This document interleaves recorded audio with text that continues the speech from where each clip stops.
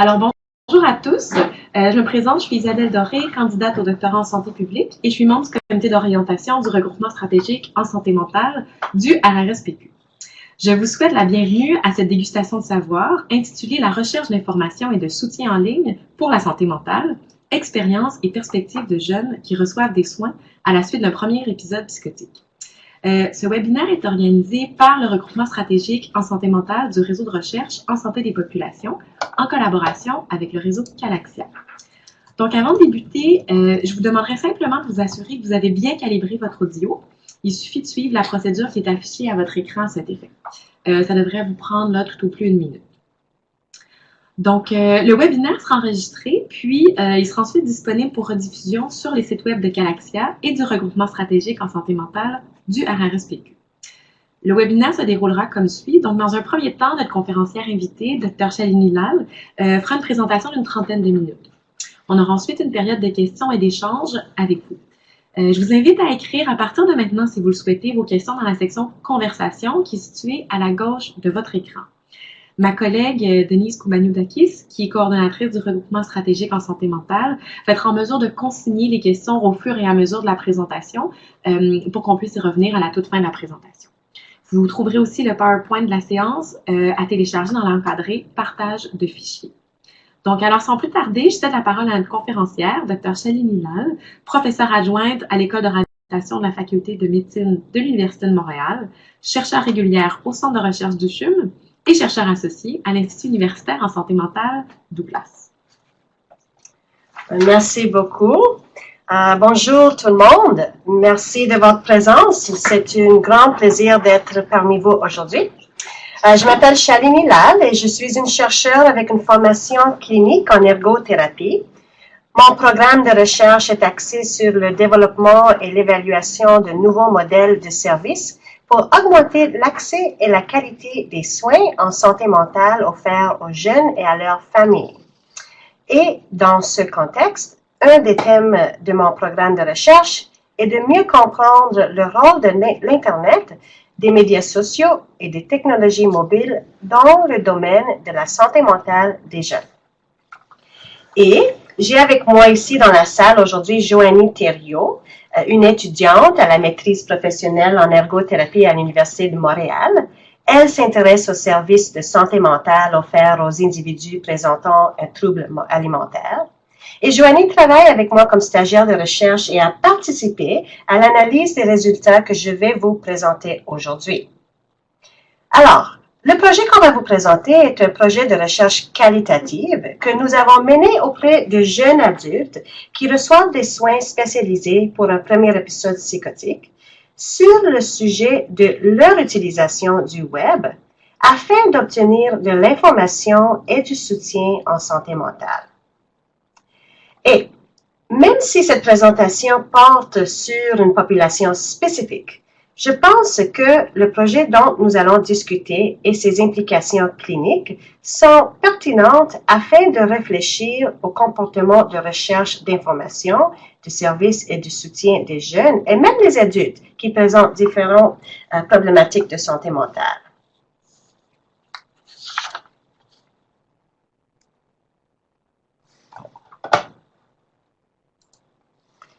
OK. Cette diapo illustre le déroulement de la présentation. Premièrement, avant d'arriver au projet de recherche, j'ai pensé qu'il pourrait être utile de prendre quelques moments pour présenter le domaine de recherche dans lequel ce projet s'inscrit. C'est la cybersanté mentale ou e-mental health en anglais. Ensuite, nous discuterons plus en détail du projet lui-même en termes d'objectifs, de méthodologie, des résultats et de la discussion. Et à la fin de la présentation, j'ai quelques questions pour vous qui pourront potentiellement démarrer nos échanges sur le sujet.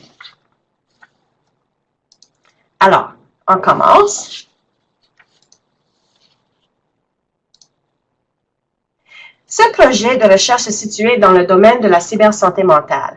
Et la première chose, je pense qu'il faut souligner, est la multiplicité de termes différents pour évoquer l'idée d'utilisation de la technologie dans les soins de santé et santé mentale, comme la télépsychiatrie, le e-santé mentale, le santé mobile, etc. Et j'aimerais qu'on s'arrête un moment ici et vous inviter à prendre quelques secondes pour réfléchir à ce qui vous vient à l'esprit lorsque vous entendez les termes cybersanté mentale. Vous pouvez écrire dans la boîte de commentaires si vous le souhaitez.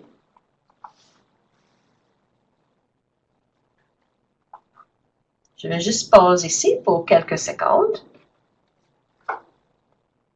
Je vois qu'il y a quelques gens en train d'écrire.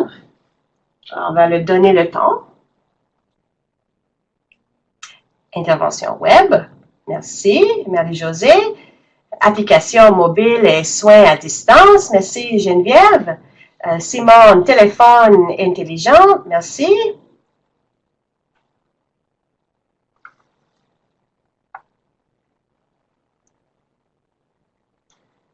Marie-Mireille, recherche d'aide, détresse et solitude.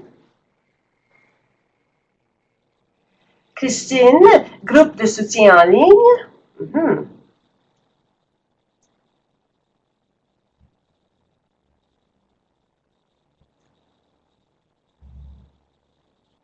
OK, ben merci beaucoup pour ça. Alors, on a des bons exemples ici. Je vais comme élaborer aussi. Certaines autres pourraient dire que c'est l'utilisation des dossiers médicaux électroniques. D'autres pourraient dire que l'on parle du courriel pour communiquer avec les patients. Ou d'autres pourraient dire que c'est la création du site web où les patients peuvent accéder à l'information sur la santé mentale. D'autres diraient que c'est l'application de la réalité virtuelle pour lutter contre l'anxiété et les phobies. Et on a plusieurs exemples ici, comme aussi Sophie a dit, s'adapter aux nouvelles technologies, nouvelles générations. Et en fait, j'estime qu'il est important d'envisager toutes ces utilisations et illustrations possibles de la technologie quand on parle de la cybersanté mentale. Et pour résumer tout cela, j'aimerais vous proposer une définition pour la cybersanté mentale qui est adaptée de Helen Christensen du Black Dog Institute en Australie, qui est une pionnière dans ce domaine de cybersanté mentale. Alors, la cybersanté mentale. Utilisation d'Internet et des technologies connexes, par exemple les téléphones intelligents, médias sociaux, jeux vidéo, réalité virtuelle, pour offrir ou améliorer des services de santé mentale et de l'information et des mesures de soutien en santé mentale.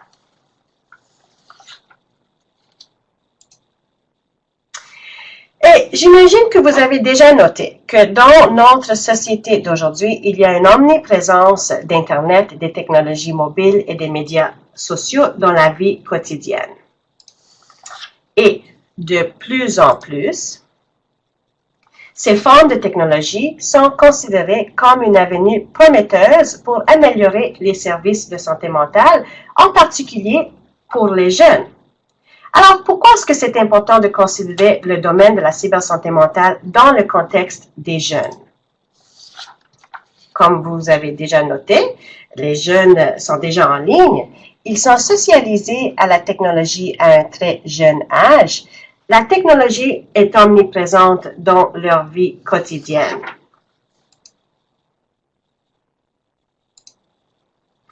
On sait aussi que plus de 75% des troubles mentaux apparaissent la première fois au moment de l'adolescence ou au début de l'âge adulte, et la majorité de ces jeunes n'ont pas accès à des soins appropriés. Et la situation est plus grave pour les populations marginalisées, comme les jeunes itinérantes, les jeunes qui habitent dans des régions éloignées, les communautés autochtones, les jeunes immigrants, etc. Et même lorsque les jeunes ont accès aux soins, les services échouent souvent à les engager et maintenir leur engagement.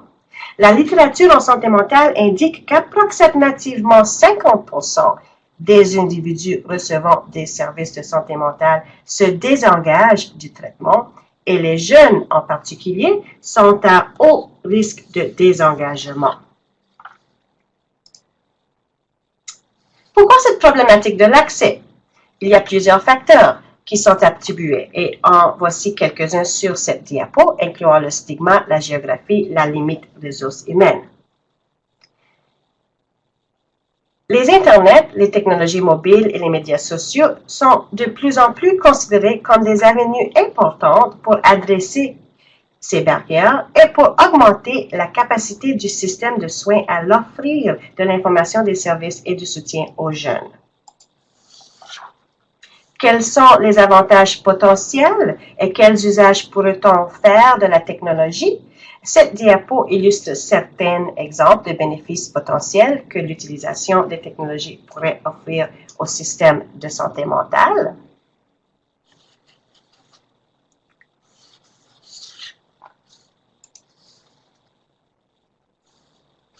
On sait aussi que les jeunes essaient déjà d'accéder à l'information et à du soutien en santé mentale en ligne durant leur cheminement vers les soins et durant leur traitement.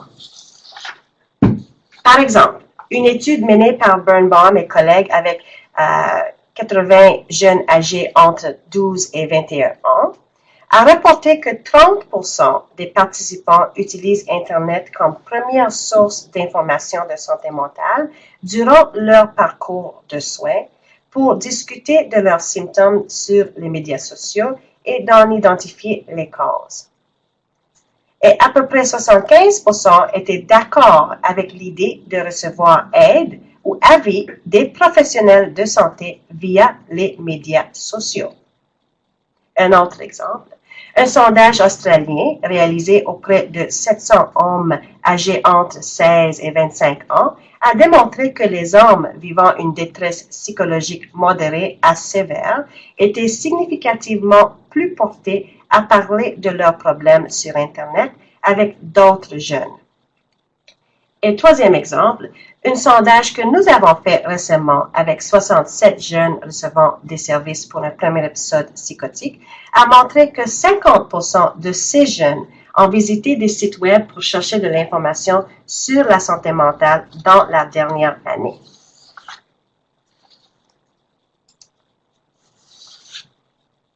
Cette diapo présente quelques raisons pour lesquelles les jeunes vont en ligne pour obtenir de l'information et du soutien en santé mentale. Par exemple, la confidentialité, l'opportunité d'accéder à l'information et au soutien à leur propre rythme, réduit le risque d'être embarrassé, etc.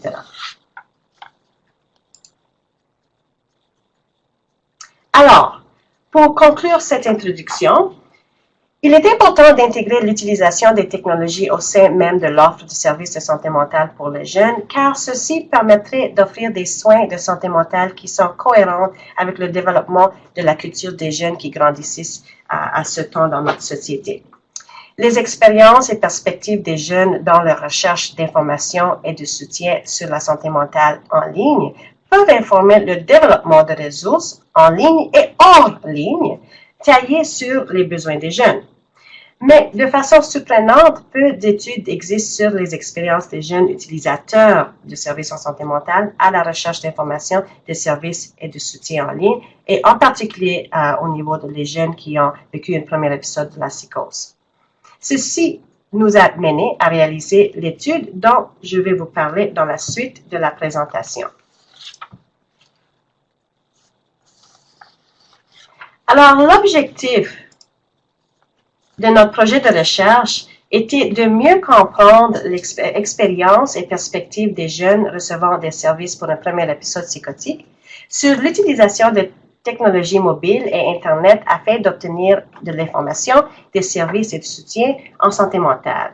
Et c'est important aussi de dire que ce projet-là, ou ce qu'on va vous décrire aujourd'hui, s'inscrit dans un plus grand projet de recherche à débit mixte sur l'accès, l'usage et les perspectives d'utilisation d'Internet, des médias sociaux et technologies mobiles en santé mentale, réalisé auprès des jeunes et leurs familles recevant des services pour un premier épisode psychose. Au sujet de la méthodologie, les participants étaient recrutés d'un programme spécialisé en intervention précoce de la psychose au Québec. L'étude a été approuvée par un comité d'éthique.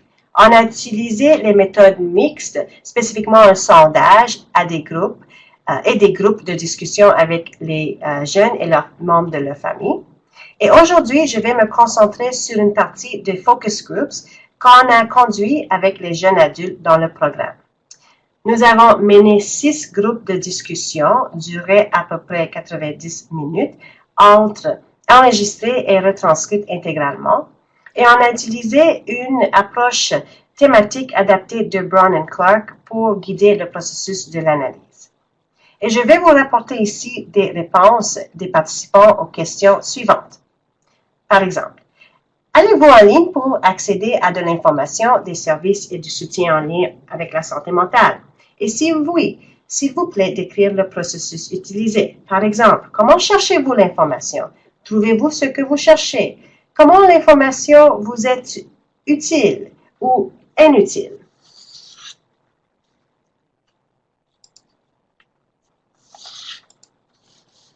Au sujet des participants du Focus Groups, on a recruté 17 jeunes adultes âgés de 21 à 35 ans. Et parmi eux, 11 étaient des hommes et la majorité recevait des services pour le premier épisode psychose depuis plus de 12 mois. Cette diapo présente l'information sur la composition sociale des individus ayant participé au projet. Cette diapo présente l'information sur le niveau de scolarité des participants et il est possible de constater que le niveau d'éducation complétée est assez bien réparti. Ici, cette diapo illustre que la majorité des participants étaient sans emploi. Ici, on peut constater que la majorité des participants n'allaient pas à l'école. Et environ la moitié des jeunes vivaient avec leur famille. Alors, lorsqu'on a questionné s'ils allaient en ligne pour obtenir de l'information sur la santé mentale, des services ou du soutien, les participants ont répondu qu'ils allaient en ligne pour obtenir de l'information et ou du soutien plutôt que d'obtenir des services. Et nous avons synthétisé leurs réponses en 3 thèmes clés. Le premier thème, aspirer à une meilleure compréhension de la maladie et du traitement. Deuxième thème, rencontrer de multiples difficultés face à la recherche d'informations en ligne. Troisième thème, valoriser l'information sur la santé mentale et le soutien en ligne. Et dans les prochaines diapos, nous élaborerons sur ces thèmes et les illustrerons en présentant les citations des participants. Alors, pour le premier thème, aspirer à une meilleure compréhension de la maladie et du comportement. Il y avait 4 sous-thèmes. Premièrement, chercher de l'information pour mieux comprendre sa maladie. Deuxièmement, chercher des informations sur les médicaments. Troisièmement, apprendre à faire face à la maladie. Et quatrièmement, utiliser une variété de plateformes. Et je vais vous montrer quelques illustrations exemplaires de tout ça. Plusieurs ont exprimé aller en ligne à la recherche d'informations pour les aider à mieux comprendre leurs symptômes et la maladie en général. Et voici 2 citations des participants. Un premier disant, « J'utilise beaucoup Internet lorsque j'avais de la difficulté à m'éduquer et à essayer de mieux comprendre ce que je traversais. » Un deuxième exemple, « Ce que je cherchais, c'était quelque chose pour documenter, pour voir quel type de symptômes et quel type de maladie, pour me positionner moi-même, pour faire, une auto-évaluation sur ça. » Plusieurs ont décrit être allés en ligne pour obtenir de l'information sur le médicament, en particulier sur les effets secondaires et le dosage. Les citations sont là. Par exemple, je voulais savoir la différence entre Abilify 15 mg et 30 mg. Plusieurs participants ont aussi décrit qu'ils allaient en ligne pour apprendre à faire face à la maladie et apprendre de ses pairs. Par exemple, j'ai utilisé les sites web des médias sociaux majoritairement pour voir ce que d'autres personnes avec la même maladie que moi ont fait. Comment est-ils font face? Et les participants ont mentionné avoir utilisé une variété de plateformes pour chercher de l'information sur la santé mentale, notamment comme le Yahoo, le Google, les sites web spécifiques comme Mayo Clinic, WebMD, les forums et les médias sociaux. Par exemple, la 4e citation ici sur ce diapo, je vais sur Facebook. Il y a beaucoup de choses qui se passent sur Facebook. Ils se préoccupent de la dépression et des gens qui ont commis un suicide et des choses comme ça.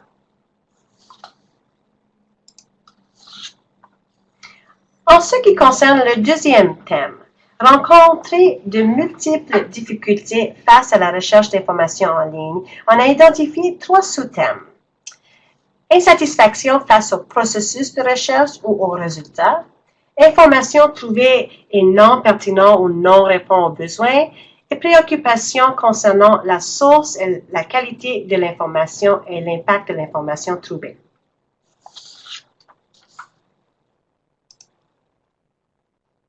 La majorité des participants a exprimé de l'insatisfaction avec le processus ou le résultat de leur recherche d'information, et cette citation l'illustre bien.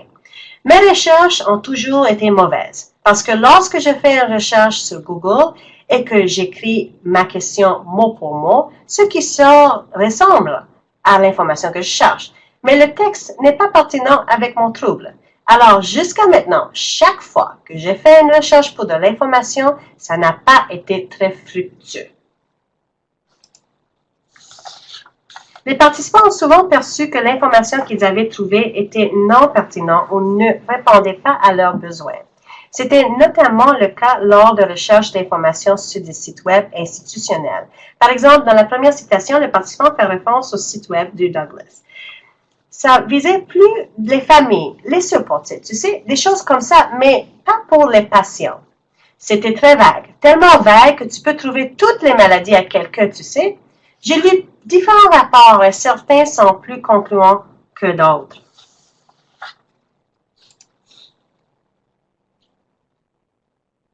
Plusieurs ont exprimé des préoccupations face à la source et qualité de l'information et l'impact de l'information trouvée. Voici quelques exemples. Tu ne sais jamais vraiment qui participe, qui est derrière l'information. Plusieurs personnes pensent d'être experts pour avoir lu sur un sujet, fait une étude, mais moi, je préfère avoir des informations provenant de quelqu'un qui passe à travers la même chose que moi. Et des choses qui t'amènent, tu sais, qui t'amènent à croire des choses qui ne font pas de sens ou qui ne sont pas aidantes.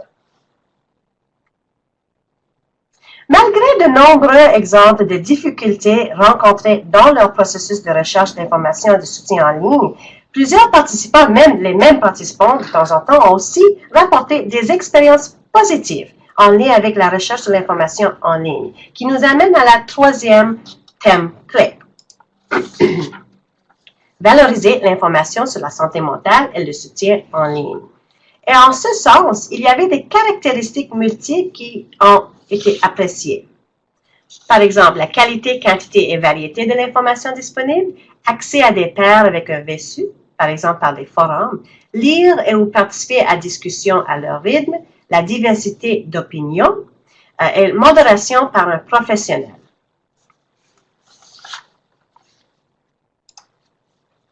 Alors, voici un exemple d'un participant qui est en train de décrire qu'est-ce qu'il aimait du site web WebMD. Il y a beaucoup d'informations sur les faits. C'est très orienté sur les faits à propos de n'importe quelle difficulté à travers laquelle tu passes. Et il y a beaucoup de détails et même quelques statistiques. Un autre qui parle en référence à Yahoo Answers, la base de données est immense. Alors, je pense qu'utile si tu as un problème précis.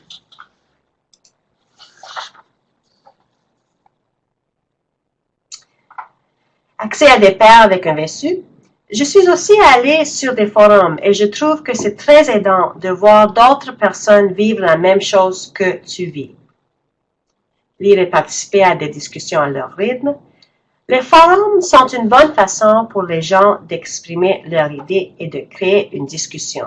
Et pour quelqu'un de nouveau qui arrive, et prendre le temps de lire les discussions à son rythme.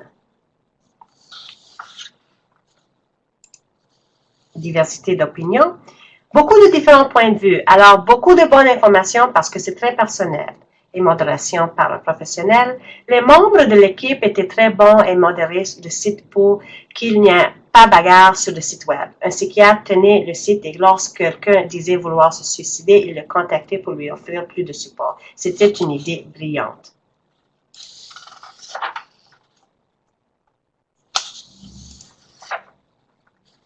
Alors, en résumé, nos résultats illustrent que les participants utilisent Internet pour chercher de l'information sur la maladie les symptômes, les traitements. Ils cherchent le soutien du père ayant vécu une expérience semblable. Ils cherchent par une grande variété de plateformes, comme des sites web, des médias sociaux. Et plusieurs défis, ils font face à plusieurs défis à ce processus. L'information vague, peu concluante, répétitive, peu pertinente ou appropriée à leurs besoins, superficielle, etc. C'est intéressant à noter qu'aucun des participants n'a rapporté avoir consulté du site web spécifiquement destiné aux individus avec un premier épisode psychotique. Cela peut être attribuable à un manque de connaissance des sites web destinés à cette population, mais aussi attribuable au fait qu'il y a peu de sites web spécifiquement conçus pour cette population. Cependant, certains programmes ont maintenant des sites web qui discutent de la psychose, comme le site web du premier épisode.ca, mais ces sites web, même comme ils ont de bons contenus, ils sont rattachés à des cliniques spécifiques. Et une bonne partie de ces sites web parle également des services qui sont offerts dans un programme spécifique. Alors, dans le domaine du premier épisode psychotique, il n'y a pas de site web bilingue national ou provincial qui existe pour les patients ou leurs familles.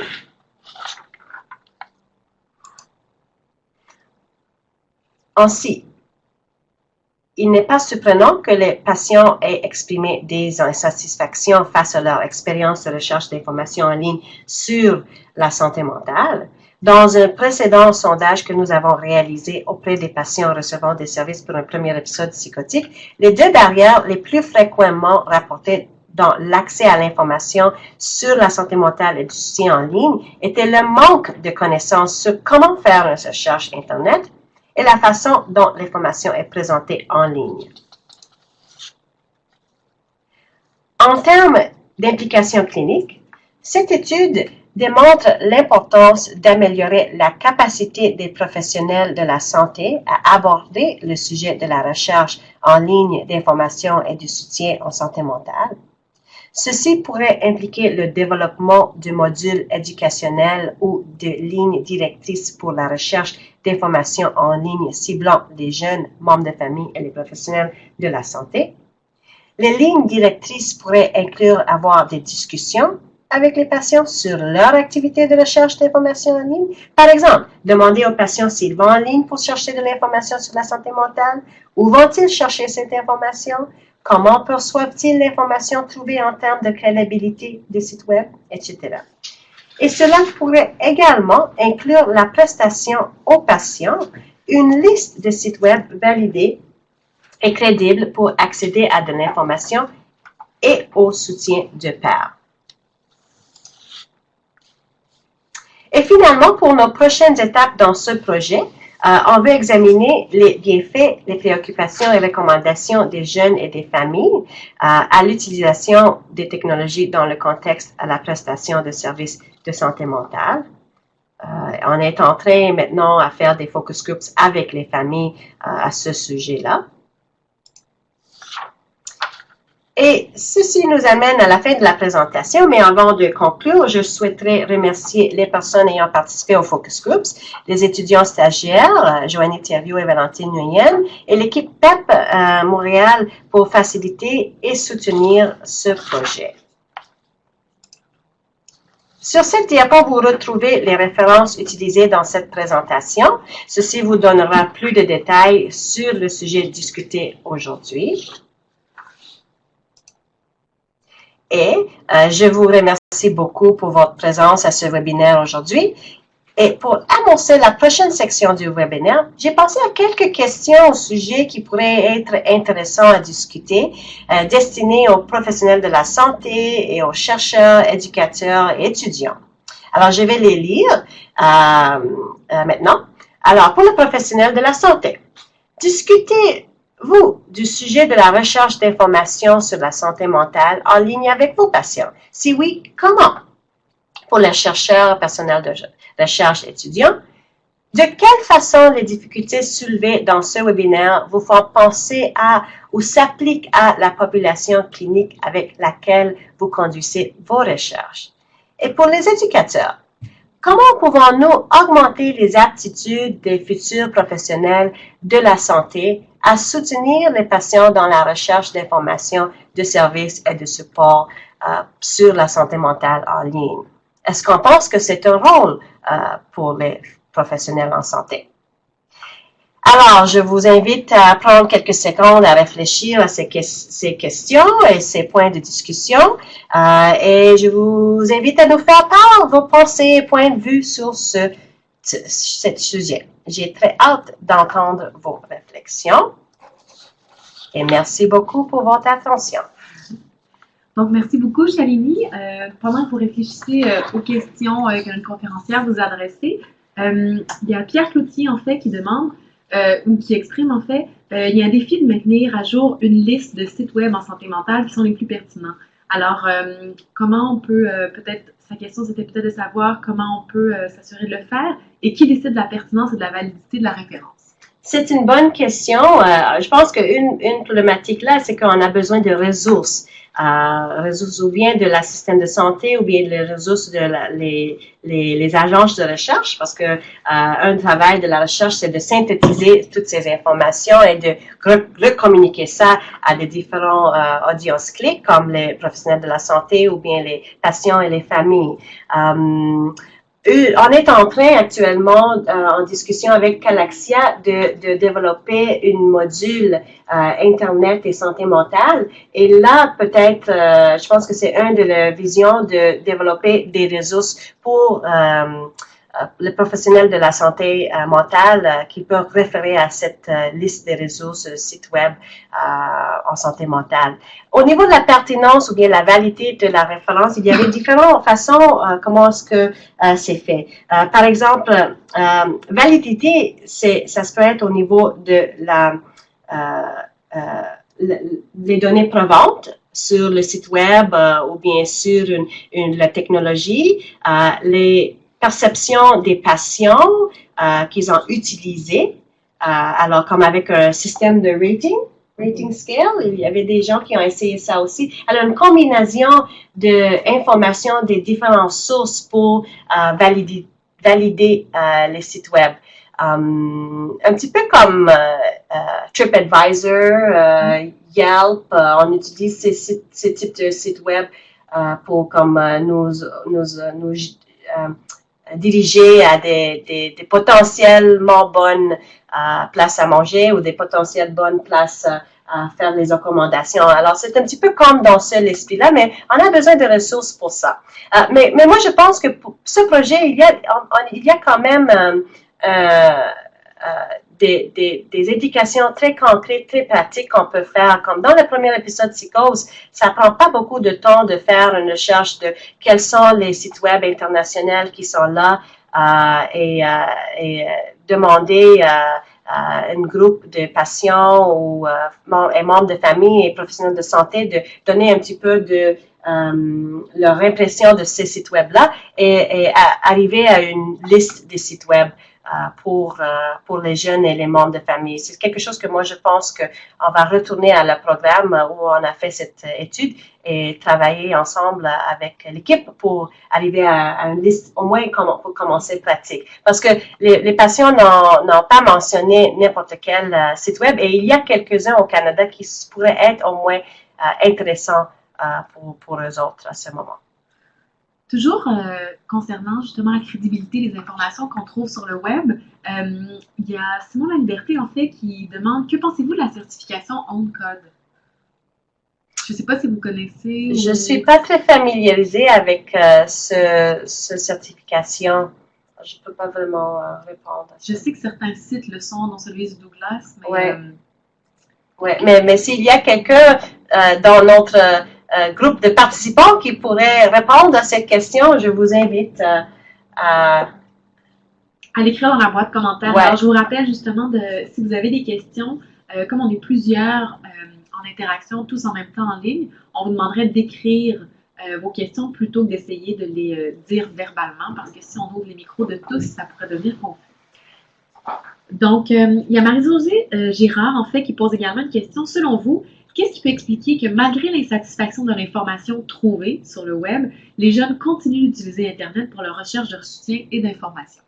Je pense que cette réponse est mieux répondue par le troisième clé, que même s'ils ont eu des insatisfactions, les mêmes participants ont aussi réussi à trouver des choses qu'ils se sentaient pertinentes. Comme l'information des autres pères qui ont vécu les mêmes expériences, ou type des mêmes expériences. Et je pense que sans avoir autre option, c'est clair que il y a un manque de leur satisfaction au niveau de l'information qu'ils ont reçue généralement. Je pense que peut-être, Joanie, tu peux m'aider à clarifier aussi la réponse si vous avez des autres pensées. Mais je pense également que ce qu'ils ont fait, c'est diversifier les endroits où ils sont allés chercher cette information-là. Puis notamment sur les médias sociaux, mais ça a répondu à un besoin qui était prédominant chez eux, c'est-à-dire d'avoir l'expérience des pairs. Et ça, c'est ce qui a été principalement aidant. Et probablement qu'on peut penser qu'à partir de là, ben, cette expérience-là a pu continuer de nourrir les recherches subséquentes qu'ils ont faites. Et juste comme Joanie, vous êtes déjà là, je vous invite aussi de échanger avec le groupe un petit peu tes réflexions ou pensées au sujet qu'on a parlé aujourd'hui. Ben en fait, moi ce que je trouve qui ressort beaucoup de ça, c'est que on a vu qu'il y avait un besoin qui était nécessaire de combler. Puis je pense que c'est une bonne piste de réflexion pour les gens qui vont ou qui sont sur le point de conduire des recherches, notamment par exemple sur une recherche doctorale. Ben par exemple, comment est-ce qu'on peut aller bonifier les services qu'on a en ce moment ou améliorer qu'est-ce qu'on a en ce moment via la technologie, sachant ce qu'on sait, ce que ces jeunes-là nous ont dit. Merci.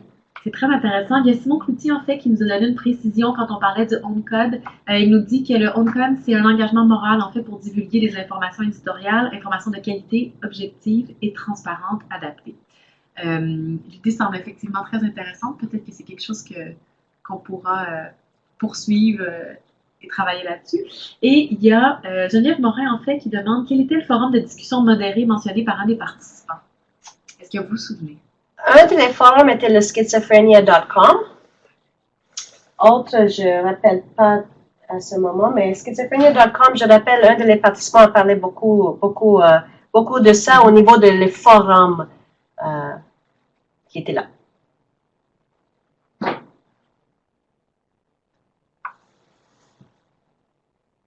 Et merci Simon pour élaborer au niveau de le OwnCode.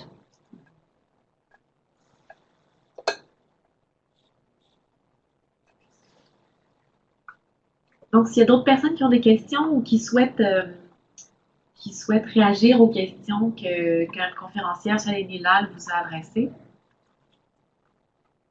peut-être qu'on peut remettre la diapo avec les 3 questions. Oui. Pour que vous continuiez d'y réfléchir. Oui. Voilà les questions ou bien les sujets. Plusieurs personnes sont en train d'écrire, donc on va attendre un tout petit peu que les questions nous arrivent.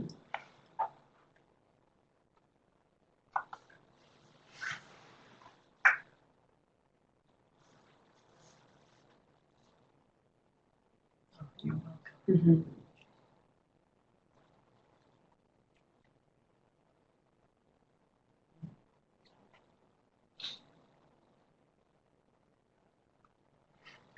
Donc, Pierre Cloutier, en fait, nous demande comment il a été démontré que la recherche web favorise la diminution de la pression au traitement.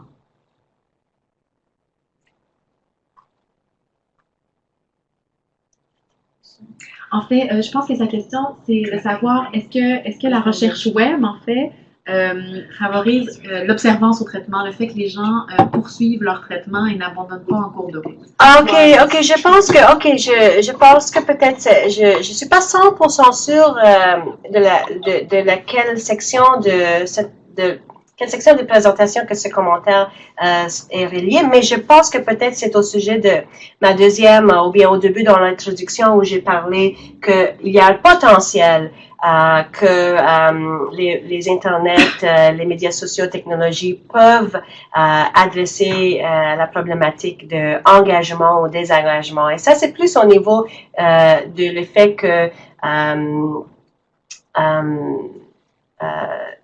c'est une approche d'utilisation de technologie qui est en lien avec les jeunes. Il y a Christine Dufour-Turbis, en fait, qui nous fait part d'une recherche qu'elle a faite. Elle dit « J'ai mené une recherche auprès de mères immigrantes et elle aussi appréciait les forums où d'autres mères partageaient leur expérience de mère. Elle se sentait moins seule. » Donc, c'est effectivement très intéressant. Merci, Christine. Il y a Geneviève Morin qui nous demande « Est-ce que le fait de rechercher de l'information en ligne peut augmenter l'anxiété du participant? » Du patient, pardon. Oui, ça c'est très possible et c'est comme illustré par les réponses des participants dans ce projet-là où ils parlaient de l'impact négatif de l'information qu'ils trouvent parce que des fois on peut recevoir aussi des cas sévères ou bien des histoires où ça va être comme un impact négatif. Alors ça c'est sûr que ça peut augmenter l'anxiété et c'est un petit peu la même chose que nos focus groups avec les familles en nous rapportait aussi que ça peut être une negative outcome. C'est une information qui est pas aidante. C'est ça. Tout à fait. Et Pierre Cloutier abonde dans le même sens. Ouais. Il y a Marie-Josée Girard qui nous adresse une seconde question. Ouais. Et c'est pour ça exactement. Je pense que c'est une bonne point que c'est pour ça que je pense qu'exactement que c'est important que les professionnels de santé leur incluent cette discussion dans leur discussion, parce que c'est ce que ce projet nous dit, c'est que les jeunes, ils vont en ligne, même s'ils reçoivent des informations de professionnels de santé, okay, et, au niveau de leurs médicaments, au niveau de leur santé, leurs symptômes, ils vont quand même aller en ligne pour chercher des informations supplémentaires, complémentaires, complémentaires, pour comme essayer de réfléchir et faire un processing de toutes ces informations qu'ils reçoivent en personne. Alors, c'est pour ça que dans ce processus, c'est sûr que ça se peut qu'ils vont arriver à des bonnes informations, ou bien des informations qui vont être bonnes pour leur bien-être, mais à la même temps, peut-être des informations qui vont être mauvaises pour leur bien-être, ou augmenter la situation dans une façon négative. Alors, si les professionnels de santé ajoutent ou incluent cet aspect dans leur conversation, ils peuvent au moins adresser les informations négatives qu'ils ont reçues, peuvent valider les informations, peuvent leur aider à faire le processing de ces informations-là. Merci beaucoup. Puis, en lien avec la seconde question que vous aviez adressée aux participants, il y a Marie-Josée Girard, en fait, qui nous dit « Les mêmes enjeux s'appliquent aussi aux personnes qui pensent au suicide et cherchent de l'aide ou de l'information. Malheureusement, actuellement, ils trouvent davantage de sites ou d'informations qui n'est pas aidante. » Ouais. Donc, merci beaucoup. Oui, Joanie voulait ajouter quelque chose. Ben, en lien avec ce que Mme Marie-Josée Girard mentionne, moi, je constate un petit peu la même chose aussi avec les gens qui sont aux prises avec un trouble alimentaire. Il y a souvent plusieurs sites qui incitent ou qui encouragent les comportements du trouble plutôt que d'aller offrir une aide ou de présenter les ressources qui sont disponibles ici au Québec ou à Montréal ou dans le Canada. Alors, c'est important d'adresser ça, je trouve. Ouais. Et c'est pour ça que je pense que si les gens font leur recherche processus indépendamment, ils vont arriver à des choses positives ou bien des choses négatives. Mais s'ils sont donnés comme une liste ou un commencement, c'est pas nécessaire que c'est une liste exhaustive d'une 20 sites web, mais au moins 5 à 10, places, locations qui étaient validées ou regardées par un groupe multi-stakeholder, patients, familles, professionnels de santé. Je pense que ça, déjà en fait une grosse part d'adresser la problématique de la recherche de l'information en ligne.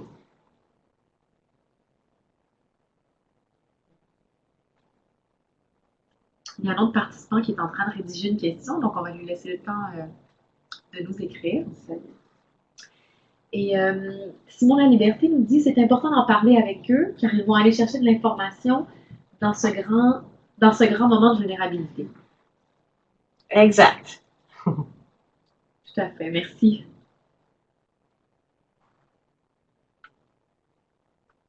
Oui. Louise Fournier, qui est la directrice du réseau Galaxia et du regroupement stratégique en santé mentale du RSPQ, est en train d'écrire.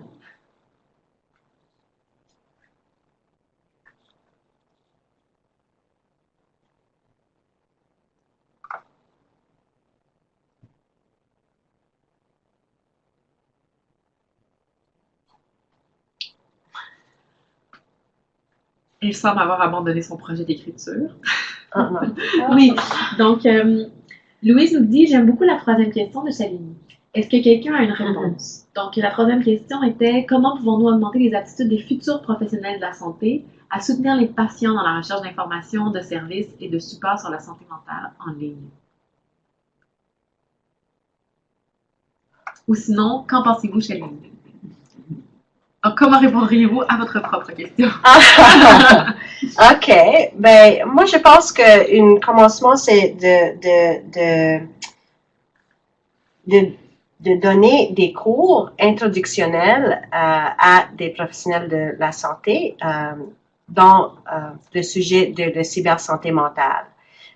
Alors, ça se peut être un cours introductionnel au niveau des médias sociaux, les plateformes thérapeutiques, technologiques, les sites web, les forums, etc. Alors, un cours introductionnel, parce que pour le moment, j'ai pas l'impression que ça, c'est quelque chose qui est bien appris ou bien enseigné dans nos cours à ce moment. Alors moi, ce que je suis en train de faire à ce moment actuellement, c'est de lancer ou développer un cours instructionnel dans le domaine de e-santé et la réadaptation. On va faire une introduction à ce domaine et il va y avoir un module de cybersanté mentale dans ce cours-là. Et c'est pas juste de donner les informations de ce qu'il y a déjà là, mais parler au niveau des données probantes, aussi augmenter la capacité des étudiants et des professionnels de la santé de regarder toutes les considérations qu'il faut penser à, comme les considérations sécurité, considérations confidentialité, perspective des patients, perspective de membres de famille, toutes les différentes considérations quand on est en train de utiliser ces types ou ces formes de technologie dans le contexte des données, des informations, soutien aux services. On n'a pas besoin nécessairement aussi non plus de faire comme toute une grosse cours. Ça se peut être aussi des modules, des capsules vidéo.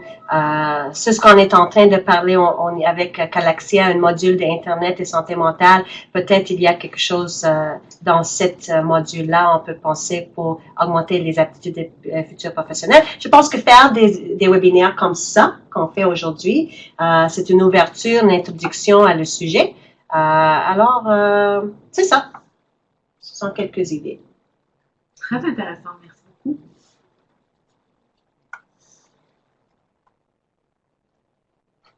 Donc, il nous reste encore un peu de temps. Donc, si vous avez d'autres questions, interrogations, tentatives de réponse aux questions qui vous ont été adressées ou tout simplement des commentaires ou un partage d'expérience, n'hésitez pas du tout à nous écrire.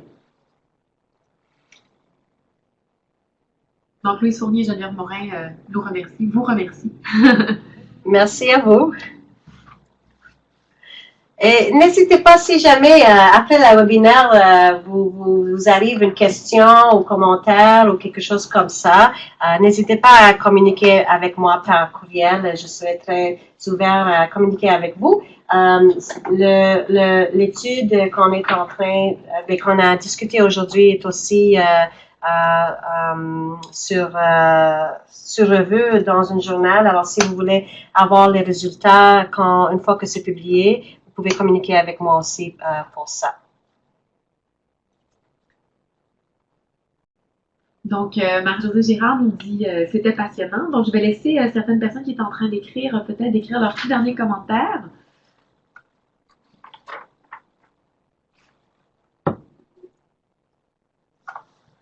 Donc, les remerciements fusent de toutes parts. Donc, à mon tour aussi, en terminant, je tiens à remercier chaleureusement notre conférencière invitée, Dr. Shailini Lal. Je pense que la présentation a suscité beaucoup d'intérêt et semble avoir été très appréciée.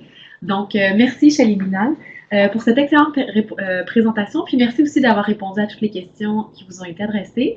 Je remercie également ma collègue, Denise Koubanoudakis, pour l'organisation de ce webinaire. C'est vraiment une formule que je crois très intéressante et très appréciée. Donc, je vous remercie enfin à vous tous d'avoir participé à cette conférence. Donc, j'espère que vous avez apprécié et j'espère que vous serez présents en grand nombre lors du prochain webinaire organisé par le regroupement stratégique en santé mentale et le réseau Galaxia, qui aura lieu un peu plus tard cette année. Donc, sur ce, je vous souhaite une belle fin de journée. Si vous avez des questions, n'hésitez pas à les adresser soit directement à Shailini Lal ou encore à Denise Koubanoudakis qui pourra faire le lien avec notre conférencière. Et puis, juste avant de vous laisser, je veux juste vous dire que plusieurs personnes nous disent un très grand merci. Et Madame Vasiliadis nous dit merci, l'aspect qualitatif des données présentées sont très intéressantes. Et Pierre Cloutier nous mentionne un sujet à développer pour les jeunes qui cherchent de l'info sur le web sans reconnaître leurs problématiques. Merci beaucoup tout le monde, merci pour l'invitation et merci à tous les participants pour votre participation, vos questions et vos commentaires et à bientôt. Merci beaucoup, au revoir.